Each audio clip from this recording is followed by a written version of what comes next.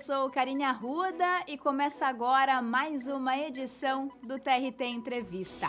O convidado de hoje é George Marmelstein, ele que é juiz federal, professor e doutor em Direito pela Universidade de Coimbra. Além disso, também é especialista em inteligência artificial, que é o nosso tema de hoje. George, seja bem-vindo ao TRT Entrevista. Obrigado, Karine. Eu que agradeço o convite. É muito bom, principalmente o tema, falar desse tema tão empolgante. Maravilha. Então vamos começar o nosso bate-papo falando, inclusive, sobre inteligência artificial e, nesse ponto, falando sobre ela no nosso dia a dia. Como é que isso funciona? Quais são os impactos? A gente percebe que a inteligência artificial já está no dia a dia nosso, atuando, inclusive, em algumas áreas, mas quais são essas mudanças? Como que a gente pode perceber isso? A inteligência artificial é um conceito relativamente antigo, que veio aí no pós-Segunda Guerra Mundial, e que foi se desenvolvendo até chegar no momento atual de grande hype em torno das novas tecnologias que a gente chama de inteligência artificial generativa. Mas antes de surgir a inteligência artificial generativa, nós tínhamos o uso, e ainda temos o uso da inteligência artificial em vários campos, como, por exemplo, na sugestão de filmes do Netflix, ou então na sugestão de compras da Amazon, aquelas propagandas que a gente recebe que parece adivinhar o que a gente está pensando, são exemplos cotidianos de inteligência artificial sendo usadas para influenciar comportamentos, influenciar escolhas na área de consumo e agora, mais recentemente, com a inteligência artificial generativa, também para ajudar na produção, na escrita, na criatividade. Esse é um campo muito amplo e que só tende a se desenvolver cada vez mais. Jorge, também tem a questão disso da inteligência artificial na aprendizagem, né? Como é que isso funciona?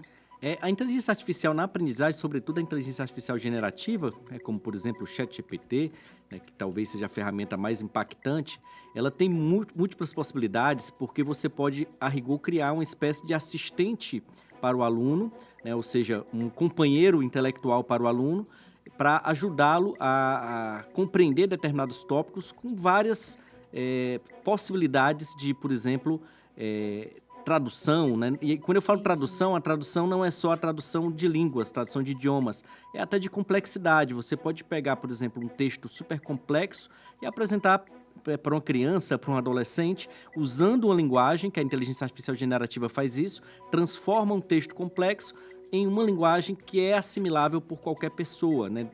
Direcionando para qual é o tipo de público-alvo que você pretende alcançar. Certo, Jorge. E assim, em relação à inteligência artificial no campo do trabalho, como é que isso funciona? Essas novas ferramentas, elas mexem muito com a rotina trabalhista? Muito, demais. A gente tem uma ideia que é relativamente errada de achar que a inteligência artificial, a máquina, ela funciona para automatização, né? Para fazer tarefas repetitivas que o ser humano não precisa tanto raciocínio. Então, a nossa ideia tradicional é que o computador, a máquina, substituiria o ser humano em atividades repetitivas. Isso é verdade, ele já faz isso em muitos campos. Nós temos um processo de automação já há décadas, né, que isso vem sendo feito tanto na iniciativa pública quanto na privada, também na iniciativa privada.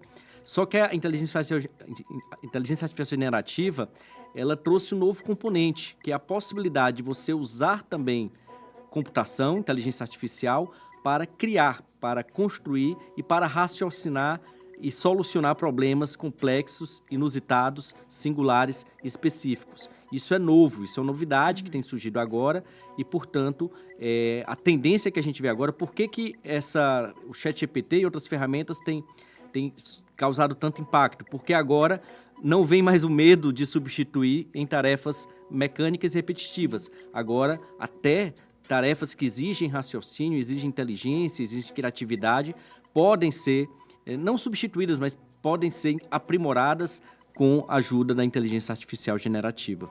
Tá certo. O bate-papo de hoje é com George Marmelstein, juiz federal, professor, doutor em Direito pela Universidade de Coimbra e especialista em inteligência artificial.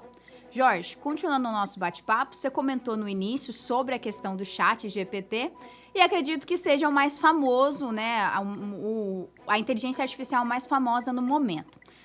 Nesse caso, o uso do ChatGPT no Poder Judiciário, ele impacta, é positivo, é negativo, a gente tem que ter receio, tem que ter medos ou não? Dá para fazer essa logística e assimilar um ao outro? O ChatGPT é uma ferramenta nova, né? Tem apenas pouco mais de um ano que ele surgiu para o grande público, o ChatGPT 3 e o ChatGPT 4, né, que são as versões mais recentes na data de hoje. Provavelmente em alguns meses teremos novas versões, e que ela surge como qualquer ferramenta nova, com muitas dúvidas. E a nossa tendência principal, a nossa tendência inicial de quem não conhece, é tentar usar essa ferramenta de modo ingênuo, como se fosse uma ferramenta de busca, por exemplo, para substituir o Google, mas ela não funciona para isso. E aí, quando você tenta transformar isso para o direito, vem algumas preocupações, como, por exemplo, o fato de que o ChatGPT, em particular, ele não é uma ferramenta que reproduz o passado, ele cria o futuro, ele gera um texto que não existe no passado. E aí, portanto, ele, por padrão, por natureza, é da sua essência criar fatos, construir o que a gente chama tecnicamente de alucinações, que são informações que têm aparência de veracidade, mas que são inverídicas, que são falsas. E aí vem a preocupação de usar isso no judiciário, porque o uso dessa ferramenta no judiciário, por quem não sabe usar, quem não conhece as suas limitações, quem não tem as cautelas e o conhecimento de como ela funciona, pode produzir informações factualmente imprecisas. E aí, portanto, talvez a grande preocupação seja essa: como trazer uma ferramenta desse tipo para o judiciário? A minha defesa é que nós não devemos usar essa ferramenta como fonte de informação.